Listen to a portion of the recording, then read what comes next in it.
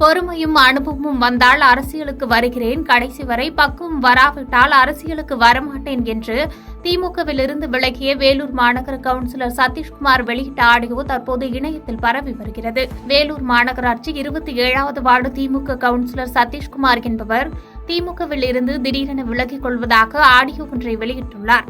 அதில் அரசியலுக்கு வந்ததிலிருந்து தேவையில்லாத பிரச்சனைகளும் தேவையில்லாத விமர்சனங்களும் என்னை நோக்கி வந்து கொண்டே இருக்கின்றன. நான் எதை செய்தாலும் அதை தவறு என்று சொல்கிறார்கள். அது மட்டுமில்லாமல் தேவையில்லாத விரோதமும் உருவாகிறது என்று தெரிவித்த அவர், அரசியலிருந்து ஒதுக்கிக் கொள்ள நினைக்கின்றேன். வேறு எந்த கட்சியிலும் போய் சேர மாட்டேன். எதிர்காலத்தில் பொறுமையும் அனுபவமும் வந்தால் அரசியலுக்கு வருகிறேன். கடைசி வரை பக்குவம் வராவிட்டால் அரசியலுக்கு வரவே மாட்டேன் என்று தெரிவித்துள்ளார். தற்போது இந்த ஆடியோ இணையத்தில் வைரலாகி வருகிறது. பாதகம் செய்பவரை கண்டால் நாம் பயங்கொள்ளலாகாது பாப்பா. மோதி மிதித்து விடு பாப்பா, அவர் முகத்தில் உமிழ்ந்து விடு பாப்பா. அண்மை செய்திகளை உடனுக்குடன் தெரிந்து கொள்ள இணைந்திருங்கள் இயம்நாடு தொலைக்காட்சியுடன்.